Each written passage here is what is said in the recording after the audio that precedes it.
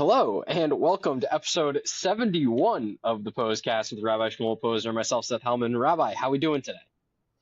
We're good, Baruch Hashem. Baruch Hashem, we're good. Actually, when you start the 70th year, when you turn 70, it's actually your 71st year.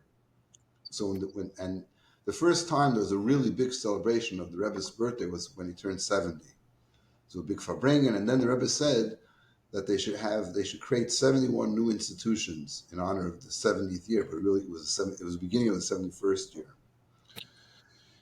So, talking about 770, something happened today that a very unusual occurrence. Chani and I were in Muncie because there was a wedding of our great niece. That's Chani's sister's granddaughter. And it was a beautiful wedding. It was wonderful and great. It's nice to be in Muncie with all the Yidden. And when I pulled into the parking lot of the Chabad Lubavitch Shul to go to the mikveh, I saw a car and its license plate was 770. And I said, I'm not taking a picture of this because no. It's when you find it in the street, when it's in a parking lot of Lubavitch Shul, that doesn't count. So I didn't take a picture of that. How many people do you think have offered that guy money for that license plate? Like, there's got to be a bidding process for that, right? And someone will be like, I'll donate however much money to whatever shul or, to whatever to get that license plate. Like, it was just 770? I know there's some letters too. Oh, see, that's less fun. I thought it was just straight up 770, and I'm like, that's a unique license plate right there. 770 MN. Have you seen 770 alone, just without any other numbers or letters? When I see it, I'm like driving around the streets and the highway. So some guy doesn't even know what's going on. Just happen to have 770 license. Rabbi. I know that it's a sign from Hashem. So, okay, the big news in Boston that it's beginning to erupt is the arrival of Yisrael and Zelda. But I think we're going to have to get them on for the grand welcome, but they're busy unpacking and setting up their apartments. So I think we'll have to wait a little bit. But definitely the excitement is bubbling. I had an amazing fundraiser they put on last week, and a lot of love and a lot of dough. Lovely dough. So that was good, Baruch Hashem. And talking about that, there was a couple, alumni, that contributed to that fund and then sent me a nice email about how happy they are. And they then said that they are big fans of the Pos-cast. Of course, I asked them if they would like to have a shout out, and they declined, so they're going to remain slightly anonymous. What is this? Now you go anonymous? Anonymous? No, I asked them. I can't. No, if I didn't ask them, it was an email that they sent me, and it was, it's the type of people that are a little bit sensitive, and I respect people's sensitivity because I'm a sensitive person. I respect their sensitivities, so we'll let that go. Now, before we get to our two very special guests here, I just wanted to say like this that. Before we got on here, you guys don't know, the fun stuff is before we go on air and try to get everything set up. And Zach, who's sitting under Seth on my screen anyway, he said, I got to laugh for a second. There was an echo. So we learned in last week's parsha that when Hashem gave the 10 Commandments, it says it was a great voice, v'lo yosaf. And Rashi gives it, where asaf means to be gathered in or to stop. Or so it didn't stop. It didn't, whatever. There was no interruption. Different explanation Rashi gives, but there's a medrash that says that it was such a powerful voice that there was no echo. And so the Rebbe says, like, a powerful voice of a powerful echo. And so, the beauty of this, the way Rebbe explains it, is by understanding what makes an echo. What makes an echo is when it hits something that doesn't absorb the voice, so it bounces back. But when Hashem spoke the 10 Commandments, it permeated into every single thing. The whole idea of Torah mitzvahs is that every single thing that exists in the world has the capability to be part of making the world a godly place. So therefore, when Hashem spoke the words of Torah, it got absorbed by the world, but didn't get rejected, and therefore there was no echo. Now, aside from that, he also said we were slightly delayed when we started recording because he had to update his software. And I said to him, your software, that's why you go to yeshiva, to update your software. And so with that, And in fact, we're supposed to update our, get old software. Like, I learned Chumash and Rashi last year. No, you got to update it constantly. Your Torah study, your connection to Hashem. That the hardware is your brain and your body, but that has to be updated as well. That has to be maintained. It grows on its own if you take care of it properly. But the software has to be updated constantly. And so with that, I take great pleasure introducing to the Pos-cast world Zach, I don't remember his last name, and Ami, I don't know his last name. I don't even know their last names. I don't need to know the last names. Not Ami's important. last name's in front of your face at least. Mine's I signed in with my last name. Oh, Ami, I can't see it. Newman? Ashman. Oh, Ashman. I couldn't see. I don't know.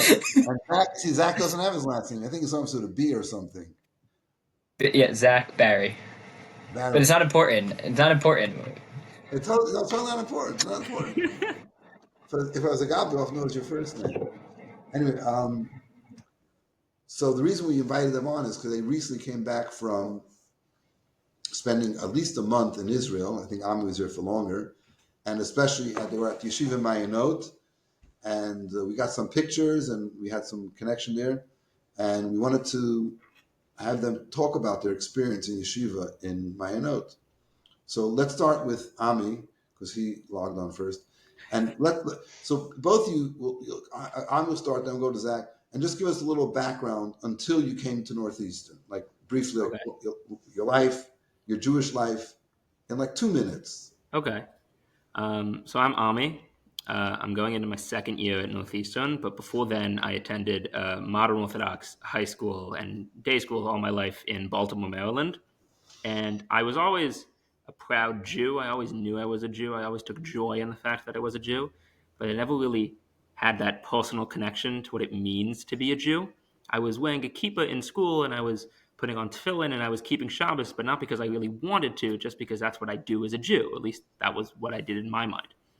But over the last year of high school, and especially being in Northeastern, I really had a paradigm shift where I started doing Judaism. I started keeping Shabbos and putting on tefillin and wearing a kippah, not because that's just what I did as a Jew, but because that's what I wanted to do. That's what I wanted my Jewish life to be. I wanted to put on tefillin every day. I wanted to wear a kippah on campus.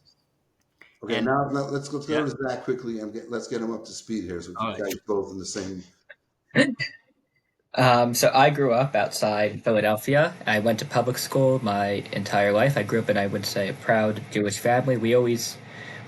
I knew what everything was. We did stuff, Shabbat dinner. We kept kosher to an extent, and things like that. And then as I was getting older, I knew I was becoming more interested, just even if I was not actively doing more Jewish learning, things like that. And once I got to Northeastern, I walked into the door.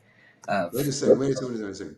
Before, you said you started doing more Jewish learning before you got to Northeastern? Yeah. Why?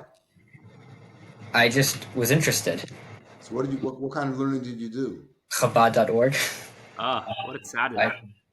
Why Chabad.org? How did you find Chabad.org living outside of Philadelphia?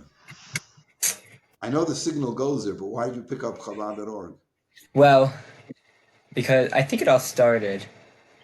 My dad and stepmom were married by a Chabad rabbi, or the rabbi officiated their wedding. Thank you. And I'm like, so I went onto the website, and I'm like, who is this dude? And then I guess from there, this website's a good resource.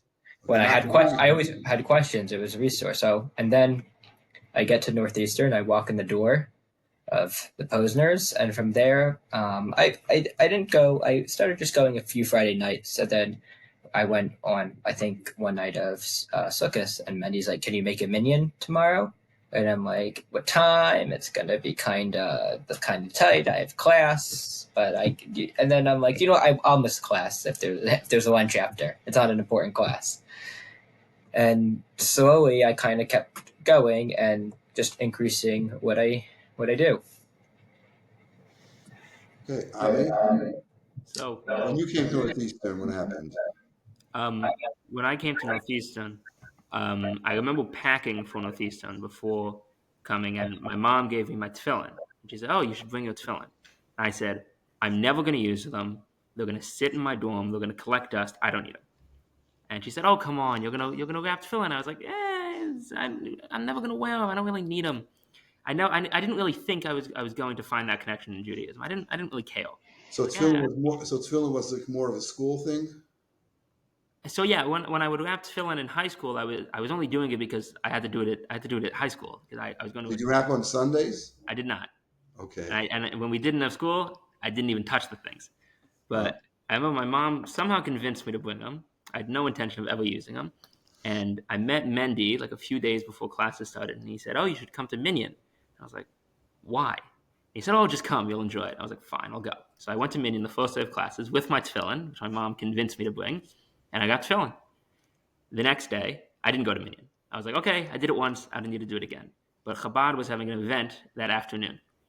So I went to Mendy's house, and he said, "Oh, I didn't see you at Minyan today." And I was like, "Yeah, I wasn't really feeling it." And he looked at his watch, and he said, "Did you have tefillin today?" I said, "No." And he said, "There's 2 minutes until Shkia. Go gap now." To I said, sunset. okay, I'll go gap. So I gapped tefillin.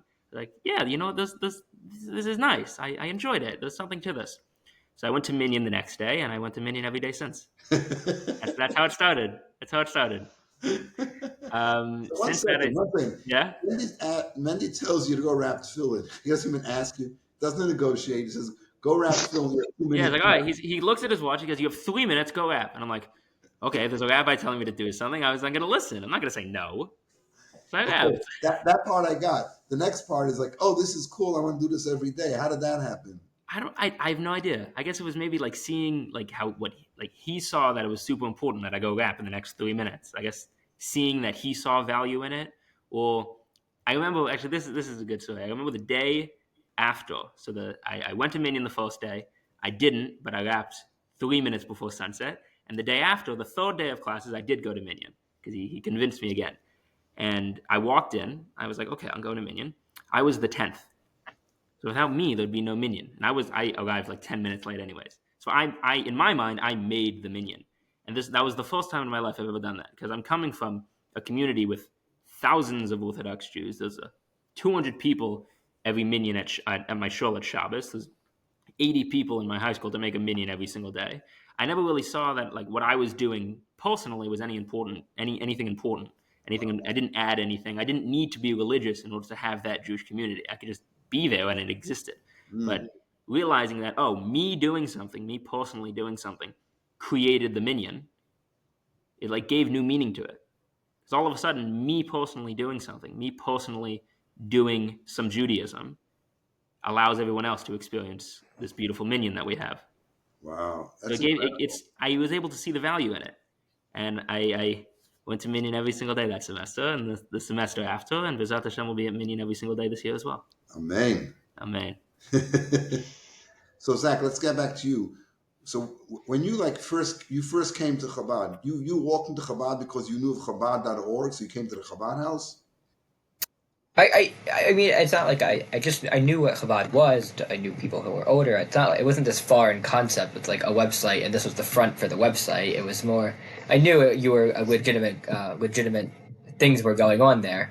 But I remember it was the welcome barbecue. It was the first time I walked into. I think it was Labor Day. It was like the Labor Day welcome barbecue, and I'm like, I'm just gonna go over and kind of explore and see what's going on. And from there, I started meeting people and kind of, um, from there, I knew I wanted to stay involved. And I didn't know at that point to what extent I was going to be involved. Maybe whether I would go for just holidays or a few Shabbat dinners on Friday, or to what I'm doing now, which is pretty much every week and almost every day when I don't have class or sleep.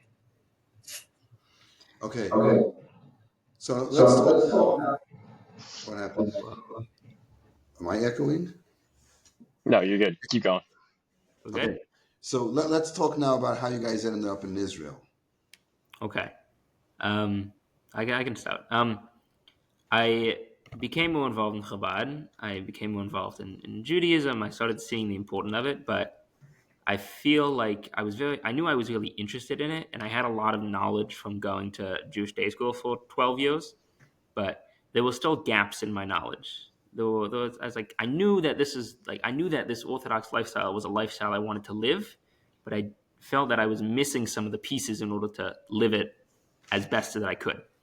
And I didn't go on a gap year to Israel after high school. It just wasn't right for me at the time. I didn't have that connection to Judaism yet. I didn't have a desire to learn more like I did over this past year.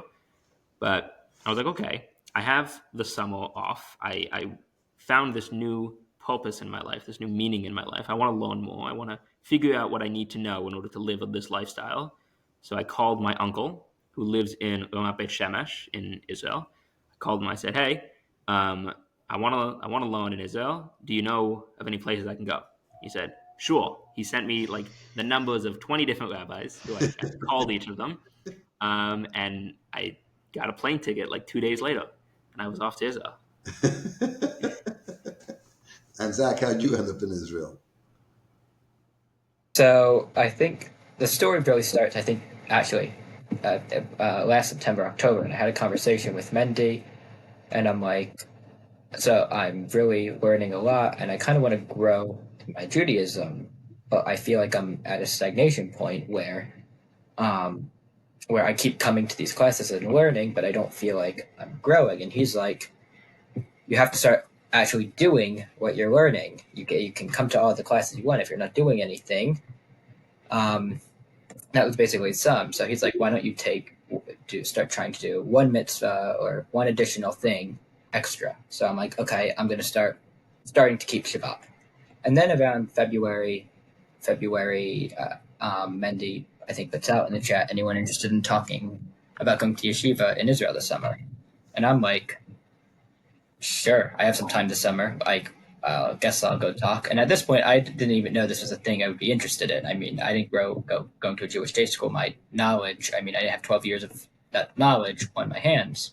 But I'm like, I'm thinking to myself, what is there to lose? I have the time, and I know I want to grow in this direction, and just have an opportunity to kind of learn what I've been interested in learning for an entire month, and have that opportunity was kind of what got me there. So I talked to Mendy, and about a month later, I booked a plane ticket. Okay. So either one of you, I'm just going to ask a random questions. You can just like answer both you or one at a time, whatever. One and the other. So, like when you got to Maya Note, all right, well, let's talk specifically about Maya Note. Ami went to another yeshiva before. Let's have a shared experience here with Zach was a Maya Note. You were in Maya Note. Let's talk about Maya Note. So when you got there, what did you expect, and what were you surprised with? I have a great answer. I expected terrible accommodations. I won't mention the name of the other yeshiva I went to, but the other yeshiva I went to, the accommodations weren't the best. But I walked into this newly renovated building. It just opened Pesach time, and I got there, and I started at Minot in June, so it's been open for about 2 months. It was the most beautiful building I've ever seen. It was right next to Gan Saka, which is a beautiful area, close to the Shuk, close to Ben Yehuda Street, close to the train station, short walk to the Kotel. Absolutely beautiful area, beautiful building, great accommodations, air conditioning in the rooms, which if you've never been to yeshiva, that doesn't sound like a big deal. That's a really big deal that you have air conditioning in the rooms. It's a huge deal. That's what shocked me. It was great. I had a comfy bed. It's amazing. Okay. That. So what surprised me was the environment that you're in, that you kind of get there, and everyone around you is, even if you're not at the same place observance-wise, is all interested in growing and learning more and doing more. And that's what I think was so cool. It's almost like you go from a place on campus where there's thousands of people, and you're just one out of 1,000 doing your own thing, to this environment where not just everyone in my building, but everyone in the entire city is doing the same thing you are. And everyone does it a little differently, but that's what I think kind of surprised me the most. I'm like, whoa, like I can just go into any restaurant and it's kosher. And things like that, coming from Boston, when I'm like, I have to kind of almost you have to isolate yourself a little bit in relation to the rest of the world or rest of the college community, compared to my note, where it was everything. And Yerushalayim. So be more specific now. I got that general idea of being like in an environment that everybody's immersed in Jewish studies and Jewish development and growth. But like now go more specific, like a class or some kind of, like, let's say you have to sell my note to somebody. Let me tell you, let me tell you about. So, so I would say too, it's the quality of the education that you receive there. The rabbis, or if I'm upgrading my software, the software developers are so smart and so good at what they do. That's just amazing. And my favorite, or one of my favorite classes, I was Rabbi Levinger's halacha class in the afternoon, and the way he would just break down the halacha and just explain, and it was all put on you in a way of pressure that you were just learning. He would tell you the different perspectives or the different ways people might do things, and especially for someone like me who's never really followed halacha, that telling you what leniencies you can adapt to as you start doing this, so you don't have to put yourself in a box to feel uncomfortable that you have to do everything all at once. And I would also say, I mean, Rabbi Levinger's Hasidus class is just captivating in a great way to start the day every morning with Hasidus that is just so deep that you don't even know is possible. I love it, your fan. Yeah, I can add that one of the excellent things that they have there is that even though it's relatively small, it was about, I want to say about 25 kids along with me and Zach, 25 guys on the summer program. There's so much variety of things that you can learn. There's different tracks that you can join. There's different classes that you can do. You can really make it what you want. So if you want to focus on this, you can focus on that. If you want to focus on this, you can focus on that. The day is structured in such a way that you're doing a lot. So like, you're learning a lot of things and you're getting a really big wealth of knowledge, but it's not overwhelming because everything's relatable. All the software developers or the rabbis are very, very nice, very kind. They care about the students in such a unique way, in such a personal way. And you really, it gives you the freedom to grow in the way that you want to grow, but it also gives you the opportunity to really take things seriously and to really have a meaningful experience, which I think Zach and I both got out of my note.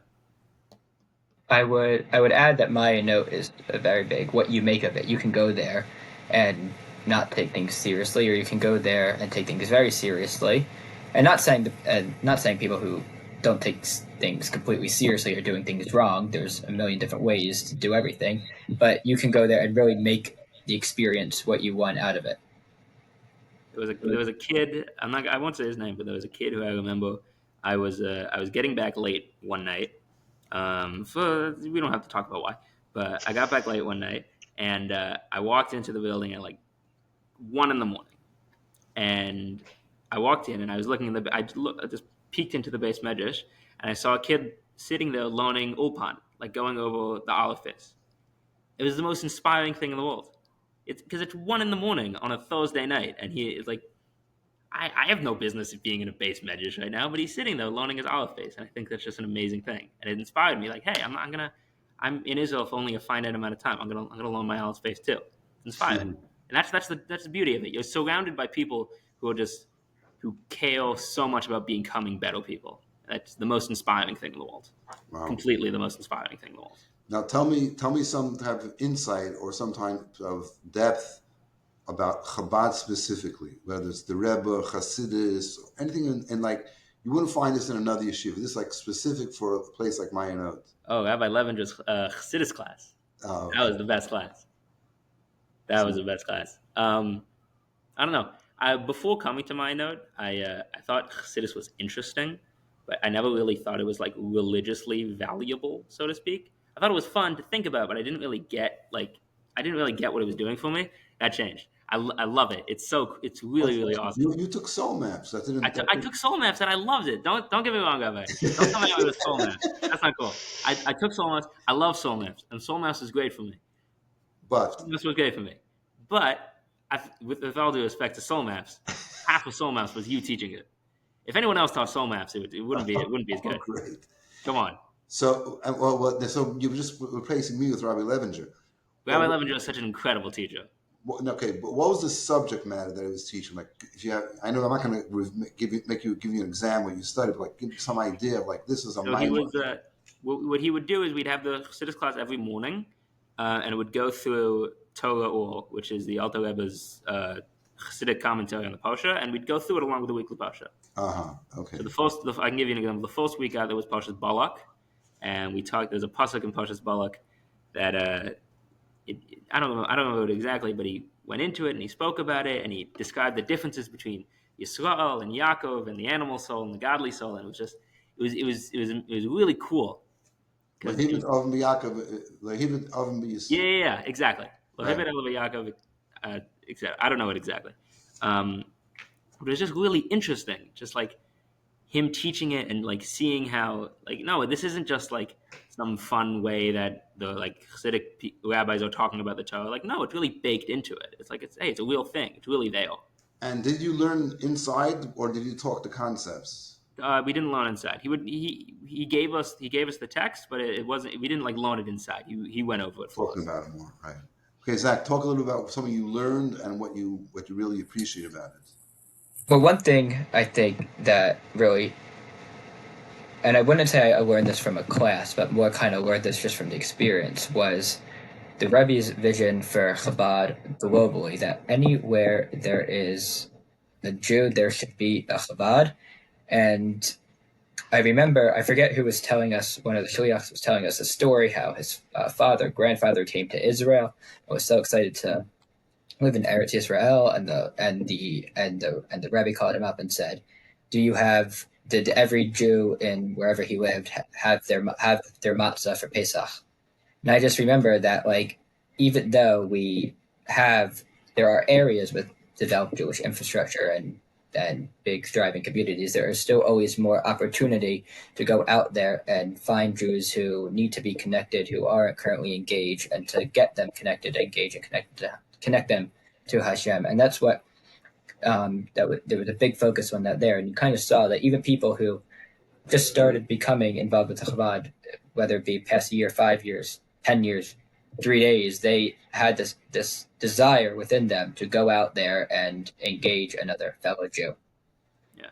Adding on to that, one of the awesome things about Mayanot is that those Chabad shluchim at Mayanot, whose job is just to be there for the students, like shluchim were like just finished getting their smicha, not married yet. They come to Mayanot for the summer, and they're just there to work with students like me and Zach to just like learn with us. Every night there's a night seder.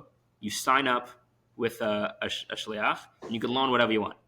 So one week I decided I want to go to the weekly parsha this week. Another week I was learning Mishnah Torah. Another week I was learning Tanya.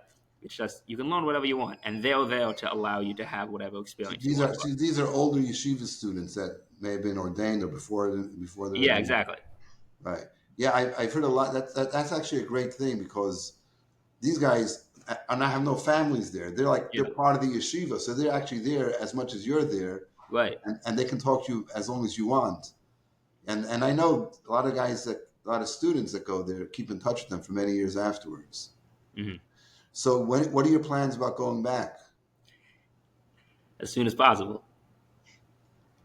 Like Zach is thinking. Also as soon as possible, but I'm a very busy guy, so I was thinking over the next year, like when I'm gonna have time, and I might have to do some rearranging. Is somehow to up the Torah study at Northeastern. I think that's. What do you think we're doing this year, Rabbi? That's what I mean. This year, yeah. OSB, I want to officially ask you if you will teach soul maps again. Not soul maps. No, we're gonna do a different class. What's the new class gonna be? Oh man, let the world. We learn Rambam chapter a day. Yeah, you can do anything you want to do, but if you Rambam chapter a day, that means every single day. That's 7 days a week. Okay, once a week. And look, if you get like the Chayenu and you do it on your own 6 days a week, we can do it. All right, wonderful. We'll do that. No, I'm saying you can do that 6 days a week. We do 1 day a week together, or we can. Okay, fine. Or we can just organize like a Chassidus class, like learn like the Torah that you learn. Yeah. I know we can learn something like that. Learn a mimer or learn something like that. Let's do it. Rabbi, So, if you do the chapter a day, you can record it on your phone and I'll upload it to the Pos-cast Spotify bro, page every day. What a the wonderful truth of the matter idea. is there are recordings of people teaching the Rambam chapter a day, like Yeah, but there famous aren't people. recordings of you teaching the Rambam Right, chapter every right. day. Exactly, Seth. But I don't want to compete with them. But also, it'd have to be every single day. And there's no way I'm committing to do it every single day. You know, I mean, Shabbos, you have to do before Shabbos. Yeah, it wouldn't be every single day. It would be once Sunday, Monday, Tuesday, Wednesday, and Thursday, and then twice on Friday, so that you have your Shabbos It's Shabbos chapter out already. If you start waking up 30 minutes earlier, you'll have more time. He doesn't I need get to up get up early. any early. He already gets up at like 2 o'clock in the morning. So what's the difference? What's 1:30? Actually, this morning I was on a conference, like a conference call type thing, a WhatsApp group that does Rambam at 5:30 a.m. It was great. I was up at 4:30, 6:30. I'm done with. I did Rambam. Like most Chabad people have this on their head. They have to learn Rambam. Have to learn Rambam. Like they won't go to sleep if they don't do the 3 chapters of Rambam for the day. And I find that I'm not going to wait till you do it at night, but do the first thing in the morning. So today at 6:30, I'm done with Rambam. It's not done that it's finished with, but you learned it, you know it, you have it. And it's interesting because today's Rambam is talking about things that disqualify a kohen from serving in the Beis Hamikdash. There's 50 different types of blemishes that disqualify a kohen from doing this to doing the work in the Beis Hamikdash. And it talks about there's a lot of physical things that a split. If you have a split, some kind of deformation of your ears or your nose or all the different parts of the body. And then it says also if you have long unkempt hair, which I thought was fascinating. I don't, Rambam is going into the detail what that means, but if it's unbecoming long hair, which I thought like wow. Or the other thing it says there is body odor. And then it says, of course, if you want, you can go. If you can take, bathe yourself, and it's like if you walk in and you have bad, you go, take a bath or take a shower or whatever and clean yourself up. But this idea of like being physically beautiful, and that's really what it says that the kindness, the garments of the kindness to beautify them, that to be beautiful before Hashem. Which, by the way, sometimes you guys talk about daily minyan, and we would never ever embarrass anybody and say, look, you're not dressed properly for the minyan. But if you think about it, when you go into daven, every shul is called a mini Beis Hamikdash. When you go into shul with shorts and flip flops, There's or nothing yellow, wrong with a t-shirt and gym shorts to shul. I'm sorry. I didn't mention yellow Crocs. But I didn't say that. Rabbi, I spent 3 months in Israel. Every single Shabbos, they're on a short sleeve button down, shorts, and sandals. Right. And that's the flummest of the flum. So I didn't mean to get into this now, but we're in it. So the thing is like this: dress to some degree, not completely, but to some degree, depends on where you're at. So, for example, short sleeves. I'm wearing short sleeves now. Now, I remember when I was in yeshiva, there was a Rabbi Bucket of blessed memory, and he was from the old country, and he would say, I remember once he said, it's one thing if you have short sleeves, but there was a guy with had long sleeve shirt, but rolled up the sleeves. He couldn't. What are you doing? Why you roll up your sleeves like almost like getting half? He made it sound like you're like getting half undressed. Like why are you doing that? But in his mind, and I understand where he's coming from. If it's short sleeve, it's short sleeve. But like, why do you want to? That whole idea. So it does depend. And then we would say, "What, you got crazy if you have to wear a long sleeve shirt?" So it depends where you are. So you can say to some degree, like in a place like Israel, with tell people you have to wear socks to shul. You're not going to get a minyan. It's not going to happen. But anyway, that's just something we can talk about and think about that. All right, we'll talk about that offline. Yeah. All right, this is wonderful. This is fantastic. I'm so happy to hear about it. And I think you guys, it's incumbent upon you guys to encourage other people, other students to, there are some Chabad houses like the rabbi during winter break, like we'll take 10 guys and he'll go with them to Ma'anot for a week and have like a tailor-made program. We've been discussing it. It's in the works. It's in the works. So if you're a Northeastern student listening to this, or if you're a BU student listening to this, any student in Boston, any student across the world, if you're a student, you will call me or you will call Zach, and we will take you to Israel. Right. Hopefully, you go to a better school than Northeastern. Oy. What was that? Nothing. Ignore him. Listen. There's no minion like the Husky minion. I want the record to show. For Every day. years, the Husky Minion was only made because the BU people showed up. This is Yeah, true. for years it was still called the Husky Minion, all right? I don't even know what the BU I don't mascot think is. I don't think it was called the Husky Minion at that time. At that time, it was whatever. And of course, you have to give credit to Eli Cadron, who was the founder of the Minion. But anyway, And back in the days when the Minion was made on Facebook Messenger before the WhatsApp group. oh my goodness. There was a time before the WhatsApp group? Yeah, That we was- used to use Facebook Messenger to set up, People. and it was Wow. not ideal. It was not Wow, ideal. what a chashuv minion. Okay, so here's the point. I think the upshot is everybody listening to this, you have to go to yeshiva. Now, some people say I can't go. I can't. First of all, any that really wants to can. We have an alum here who Baruch Hashem.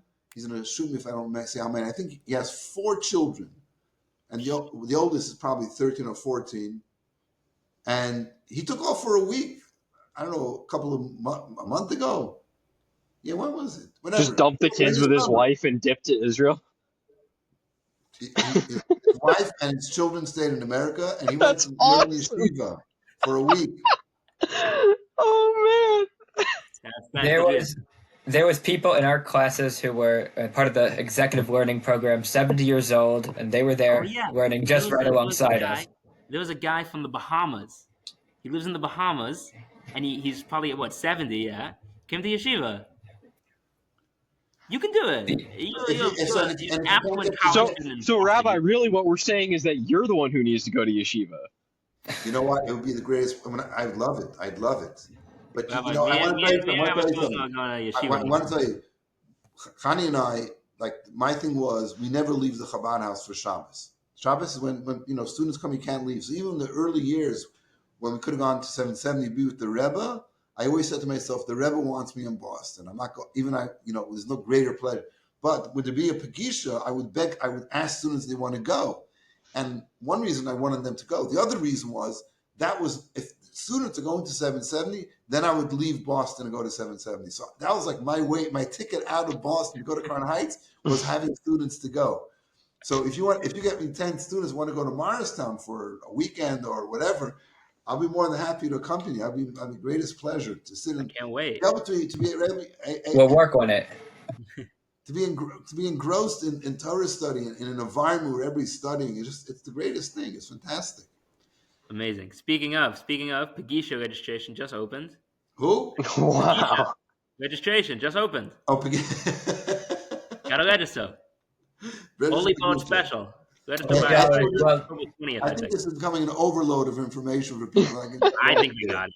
Go to Pagisha, go to yeshiva, you'll be good. I'm Mashiach now.